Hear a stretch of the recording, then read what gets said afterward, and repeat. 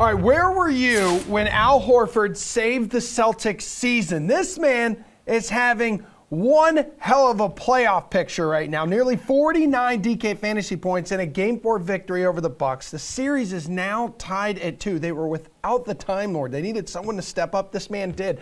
That man is like a fine cheese, just becoming better and better with age. He's going to be 36 in less than a month and putting the Celtics on his back like JanSport. Let's go, people. We got a great show coming up here for the next hour.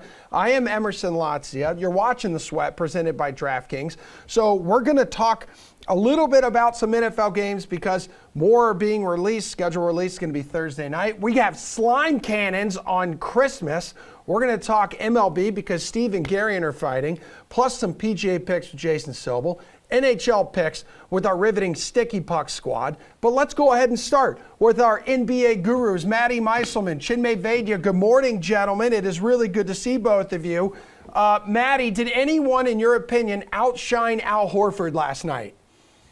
I don't think I can say yes. Al Horford was, maybe the most impressive. That might be the most impressive game that anyone's had the whole playoffs.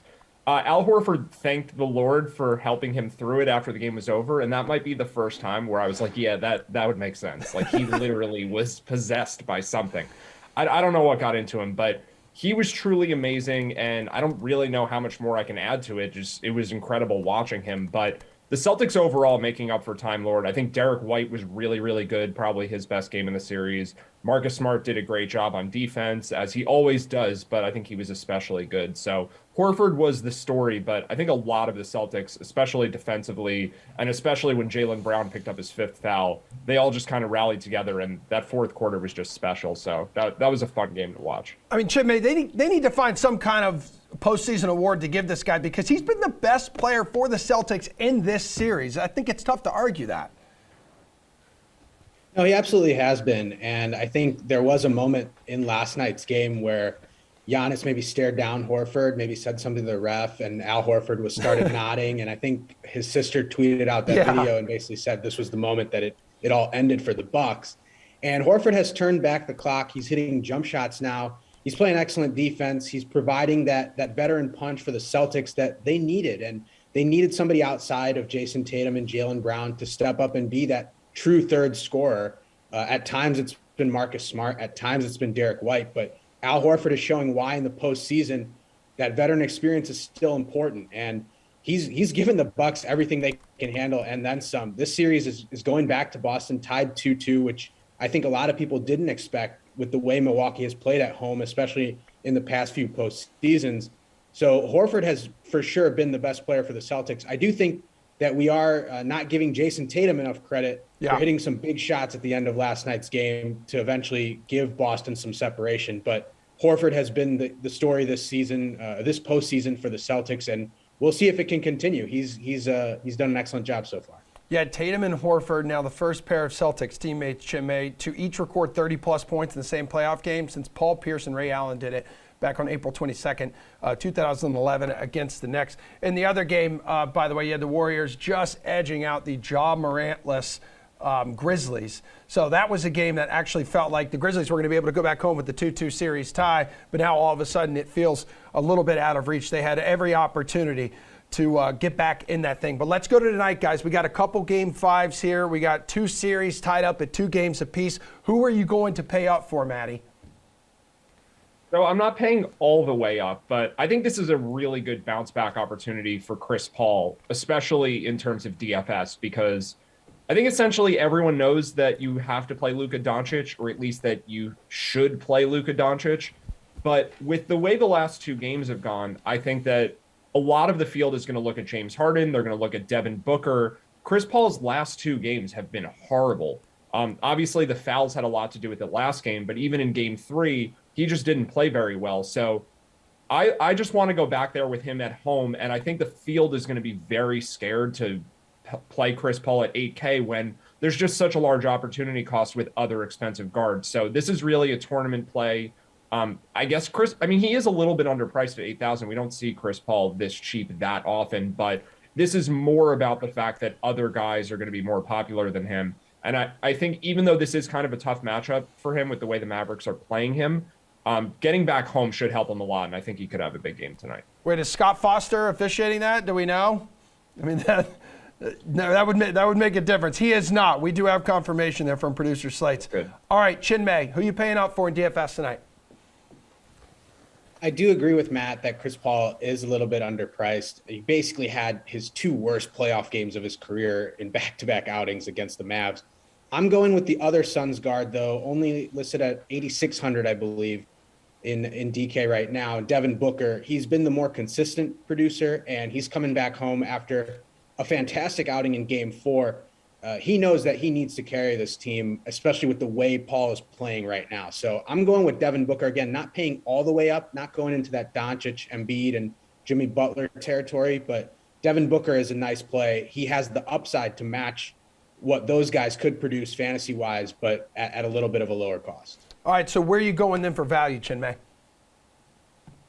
There are a couple places you can go for value. If you're really feeling risky, the way the Miami Heat have shot the three-point shot the past few games, I feel like Eric Spoelstra has to play Duncan Robinson in this game for at least 10 to 15 minutes. And the way that he shoots the ball, that could be an opportunity for some people who are feeling really risky. I think he's at around 3K right now. So he could play no minutes, and then you're out for basically one slot. But if he does play and gets hot, that's a chance for you to get some real value. As far as the safer value plays, Maxi Kleber and Danny Green have both played well in the last few games, and I look for them to both keep their production up. So if you're more on the safe side in terms of value plays, Maxi Kleber and Danny Green are good options. If you want some upside and some risk involved, Duncan Robinson should get some minutes tonight. All right, what direction you going in with value, Matt? Well, I think the fact that Chinmay is leading with Duncan Robinson is a good indication of where we are in terms of value plays on this slate. Like, I agree. There's just not a lot, and I want to go way off the board too. So I'll take a guy who didn't play last game either in Dwayne Dedmon. And actually, we don't know for sure that he's playing tonight either, but I think questionable with an illness, he probably makes it back out there. And it's not that I think that Dedmon is going to get more minutes because the Heat need him. It's because Bam Adebayo is guarding Joel Embiid, who is the best player in the NBA at drawing fouls. So this is more about the fact that I don't like any of the other cheap options that most people are going with. And if Bam does get in foul trouble, which we've seen a little of, he's picked up 9 fouls in the 2 games since Embiid got back, like 1 or 2 extra fouls there, and Dedmon could end up getting a lot of run just out of necessity because Embiid is just so good at drawing fouls on his opponents. So this is a way off the board tournament play. Dedmon could play 8 minutes even if he's active, but there's also an opportunity for him to play 20 plus minutes if Bam isn't able to stay on the court. It's a slate that's pretty thin in terms of value. So going to someone off the board at 3K, I think does make some sense.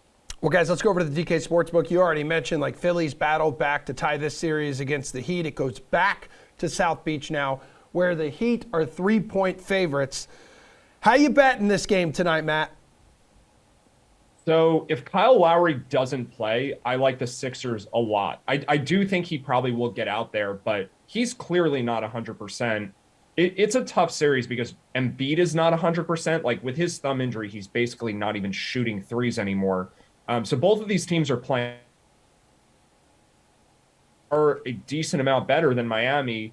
They've shown it the last 2 games. Obviously, the first 2 games of the series, I think we can almost throw away those games because the best player on Philly wasn't on the court for them. Like, it was almost a different series without him. We had DeAndre Jordan playing. We didn't have Embiid playing. So I think the Sixers are the better team.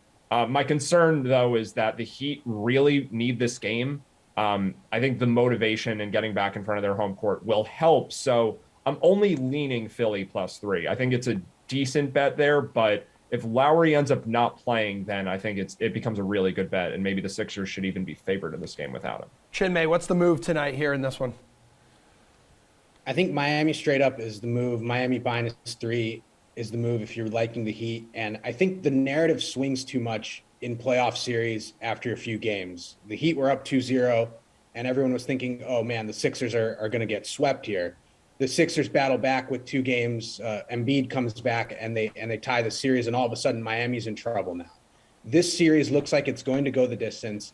The Heat have made adjustments well, basically Eric Spoelstra's entire tenure there, and they have, again, one of the best defensive tandems in the league. with Bam Adebayo and Jimmy Butler. Those guys will figure something out. I think Miami takes this one at home. So I'm going Heat -3 for this one. And I think this series is destined to go the distance. Okay, and now we have Phoenix as well at home. 6-point favorites against the Mavs. Chinmay, who you backing?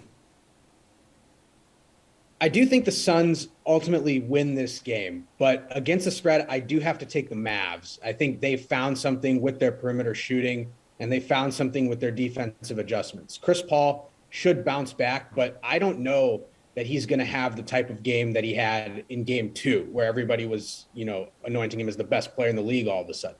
So I do think the Suns ultimately win this game at home, but I like Dallas to cover the spread here. I think the Mavs have found a formula that works for them, and they're going to stick to it and should play pretty well in this game. All right, Matty, Suns are a significant favorite here in Game 5, but you have Luka looking prime for a bounce-back spot here. Yeah, I'm just going to evade this question because I think the line is just correct at 6. I think this is basically what it should be.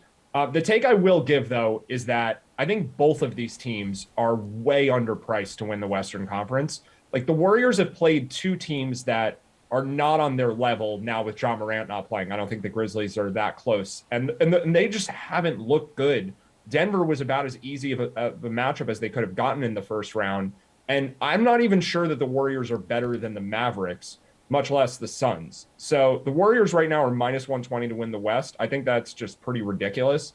And I like Suns +140. I like Mavericks +850. I do lean towards the Suns winning this series. The odds obviously indicate that too, but whoever does wind up winning this series, I think makes for a really good betting opportunity in the next round, assuming they play Golden State.